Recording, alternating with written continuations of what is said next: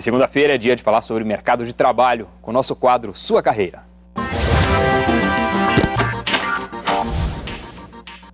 Qual é o perfil mais desejado pelos recrutadores? Em tempos de mercado de trabalho competitivo, não basta saber um idioma fluente, ter um título de MBA e outros cursos, não. É importante desenvolver uma habilidade profissional para se manter no mercado. E tem gente que leva isso muito a sério.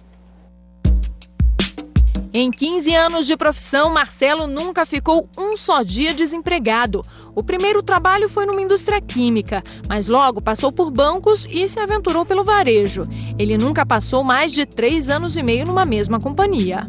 Depois de ter passado por 6 empresas, sempre atuando na mesma área, mas com focos diferentes, o Marcelo resolveu encarar um novo desafio e abrir o próprio negócio. Só que 2 anos depois de ser sócio de uma corretora de seguros, ele resolveu voltar para o mercado de trabalho novamente como funcionário. Marcelo, muita gente tem dificuldade justamente nesses momentos de transição. Como é que você garantiu uma vaga? Na realidade, eu acho que o importante é sempre manter seus relacionamentos ativos, não se preocupar só no momento de necessidade. E outro aspecto importante que eu sempre observo é desenvolver o networking, onde as pessoas conhecem você, conhecem seu trabalho e tua qualidade.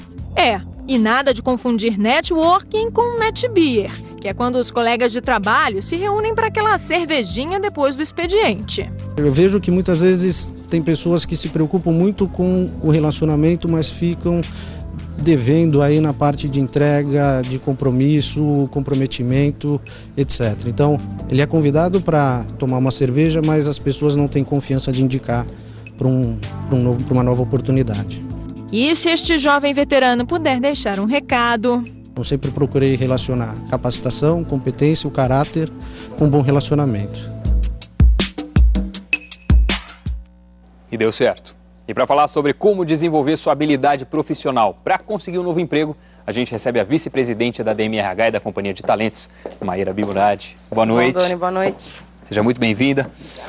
Maíra, em 2003, de acordo com dados do IBGE, o tempo médio necessário para que o trabalhador pudesse buscar uma nova oportunidade e se recolocar estava em 17,8 semanas. Em 2012, 12,4. Passou de 17,8 para 12,4. O que melhorou foi a empregabilidade ou o apetite das empresas? Acho que o número de empregos buscando pessoas qualificadas aumentou. Isso fez com que tivesse de verdade mais oportunidades no mercado de trabalho. E acho que, de certa forma, a empregabilidade das pessoas melhorou, no sentido de que cada vez as pessoas buscam mais especializações, pós-graduação, curso de idiomas, enfim. Acho que a população está ficando, sim, o mercado de trabalho mais educado, vamos dizer assim. Então, acho que é uma coisa com a outra. Qual é o conceito de empregabilidade? Acho que o melhor jeito de descrever, mais simples, é quando a sua experiência, o seu currículo, a sua bagagem profissional é querida pelo mercado. Então, toda vez que uma pessoa que tem empregabilidade busca um trabalho, rapidamente ele consegue se colocar, porque a experiência, a bagagem que ele traz, de novo, é uma coisa que o mercado está sempre buscando. A gente viu na reportagem um caso bem sucedido, né? Ele, na verdade, trabalhava, tinha grande facilidade para se realocar, saiu do mercado de trabalho para abrir uma empresa, depois resolveu, não, quero voltar para o mercado de trabalho e conseguiu também. Qual é a sua receita para que a gente consiga replicar casos como esse? O caso dele em especial, ele está numa indústria específica, como ela falou. Ele teve vários empregos em áreas diferentes, mas sempre dentro da mesma indústria, que é de seguros. Então, isso é um fator importante. Por quê? Porque trabalhou na concorrência, trabalhou em empresas e traz uma bagagem interessante, principalmente para cargos de gestão.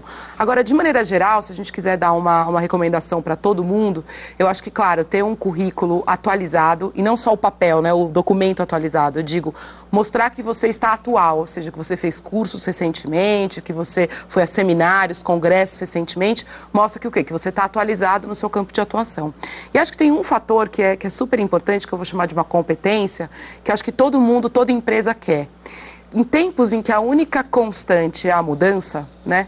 Ter profissionais que se adaptam a realidades diferentes, ou seja, trabalharam com equipes diferentes, em contextos diferentes, com chefes diferentes, tudo isso é uma competência que o mercado está sempre buscando. Não existe um risco de você mudar excessivamente de emprego e isso contar negativamente, não com essa ótica positiva que você está mencionando agora? Certamente, esse é um ótimo ponto. Então, toda vez que a gente olha uma pessoa que fica no máximo 1 ano, 1 ano e meio, 2 anos e já muda de emprego, isso é uma questão, porque de verdade o que acaba acontecendo? Uma pessoa que não fica no mínimo 2 anos, 2 anos e meio num trabalho, tem dificuldade de cumprir um ciclo, né? Você precisa de minimamente 3 a 4, 5 meses para se inteirar do que está acontecendo. Mais pelo menos 1 ano para conseguir de fato fazer um trabalho. E pelo menos mais 1 ano para viver a consequência daquilo que você fez. Então eu entendo que menos do que 2 anos, 2 anos e meio num trabalho é realmente muito pouco tempo. O que acaba acontecendo muitas vezes, e isso está cada vez mais comum, a gente já falou aqui inclusive de recrutamento interno, é as pessoas terem vários empregos dentro do mesmo empregador. Ou seja, mudar de área, sem necessariamente ser promovido, ou seja, ou começa lá na área de marketing, tem uma experiência em logística e por aí vai. Maíra, hoje, pelo que você percebe no mercado de trabalho e nos profissionais, qual tem sido a tendência? O pessoal está procurando mais aquela vaga em função da estabilidade, muitas vezes no setor público, porque aqui eu nunca vou ser demitido, ou eles estão investindo na sua própria empregabilidade, na capacitação, para que possa trabalhar em empresas que de fato demitem, mas quando não demitem, pagam bem? Olha, tem um número muito grande, cada vez maior, de pessoas buscando os concursos públicos para buscar empregos públicos. Mas não tem emprego público para todo mundo, né? E que bom que não tem emprego para todo mundo. Então, para estar no mercado que não é nas empresas públicas, nas empresas privadas, é sim um ambiente cada vez mais competitivo. E, no final das contas, Doni, as organizações são piramidais, né? Tem menos cargos de liderança e de gestão do que cargos de quem executa lá na base da pirâmide. Então, acho que as duas coisas estão acontecendo no mercado e de verdade atendem perfis diferentes. Aqueles que buscam uma carreira mais estável no setor público e aqueles que gostam da adrenalina do desafio e até de uma remuneração muitas vezes mais agressiva conforme se cresce na carreira. Assumem o risco. Assumem o risco e vão para a carreira no mercado privado. Isso aí, Maíra, a gente já continua essa conversa. Até já. Vamos agora a um rápido intervalo. E na volta, em que nível está a sua empregabilidade? Vamos descobrir daqui a pouquinho. Conta Corrente volta já. Conta Corrente está de volta. Com o fim do ano se aproximando, chega também o momento de fazer um balanço de várias áreas da vida. O que realmente foi bom e quais são os outros processos que precisam ser aprimorados. E para quem já colocou um novo emprego como meta para 2014, é bom saber como está a sua empregabilidade para conseguir uma nova oportunidade. Por isso, a Maíra preparou algumas dicas, olha só. Antes de começar, você tem ideia de como está a sua empregabilidade? Sua habilidade para conquistar uma nova oportunidade de trabalho em um ambiente competitivo? Se não tem nenhuma noção, vamos fazer algumas perguntas. Sua bagagem pessoal e profissional são interessantes para o mercado? Quais são seus trunfos? Cursos, oportunidades de morar no exterior, trabalhos de destaque? O que contribui para a sua história de vida e de carreira? Quais são seus diferenciais em comparação a outros profissionais com formação e trajetória parecidas com a sua? Como você contribui para o desempenho estratégico de uma empresa? E por último, por que uma organização deveria te contratar? Essas questões podem dar um apoio para quem quer traçar novas metas profissionais. Mas se ainda assim bater aquela dúvida, tenha em mente alguns pontos para aprimorar. Esteja aberto a receber e a compartilhar novos conhecimentos, e não apenas sobre seu trabalho, mas sobre assuntos diversos. Preocupe-se com seu networking e sua reputação online, principalmente em relação às redes sociais. Apresente soluções em momentos de dificuldades. Essa é a postura que muitos chefes esperam dos funcionários. E por último, não esqueça de se atualizar. Fique atento às novas tecnologias e seu uso prático no dia a dia.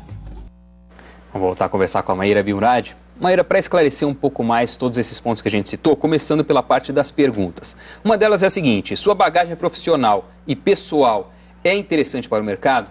Como avaliar isso? Olha, essa é um ponto que você precisa do retorno do outro. Ou seja, você colocou o seu currículo no mercado, mandou para algumas pessoas e está tendo baixo retorno, ou seja, ninguém está te ligando, ninguém está querendo te conhecer, fazer uma entrevista com você, tem alguma coisa ali do jeito que você está contando a sua história que não está interessante. A mesma coisa vale para uma entrevista, ou seja, você passou essa barreira, foi convidado para uma entrevista e você percebe que o recrutador te faz poucas perguntas ou não se interessa muito pelo aquilo que você tem para contar, de novo está na hora de rever se a sua bagagem está interessante para o mercado.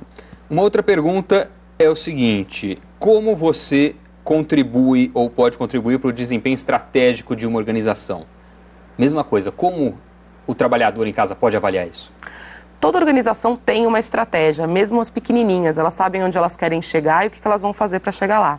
Então, como contribuir? Primeiro é entender qual é a estratégia da empresa que você está. Tem empresas que são muito orientadas, por exemplo, para redução de custos. Então, no momento de reduzir muitos custos. O seu jeito de contribuir, então, fazendo a sua parte, reduzindo custos. Tem empresas que estão no momento de inovar.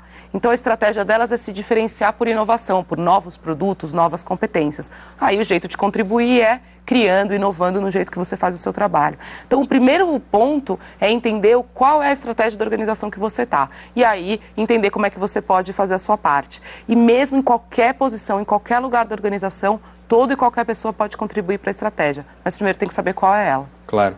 Agora, do outro lado, do ponto de vista das dicas, dos conselhos, uma recomendação é aumentar a empregabilidade, desenvolver a capacidade de relacionamento interpessoal. Como desenvolver isso? Olha, tem muitas formas de desenvolver relacionamento interpessoal. Imagina que toda relação, toda conversa que você tem, todo relacionamento que você tem na sua família, no trabalho social que você faz, dentro do trabalho, com os amigos, é uma oportunidade de fazer isso. Eu costumo dizer que relacionamento interpessoal, se você resumir, tem a ver com lidar bem e conviver com as diferenças entre você e o outro. Então, toda oportunidade que você tiver de conviver com pessoas diferentes de você, né, e aprender com isso, ou seja, ganhar repertório de como lidar com o diferente, é uma forma de desenvolver relacionamento interpessoal. Vale com a mulher, com o filho, com o vizinho, enfim.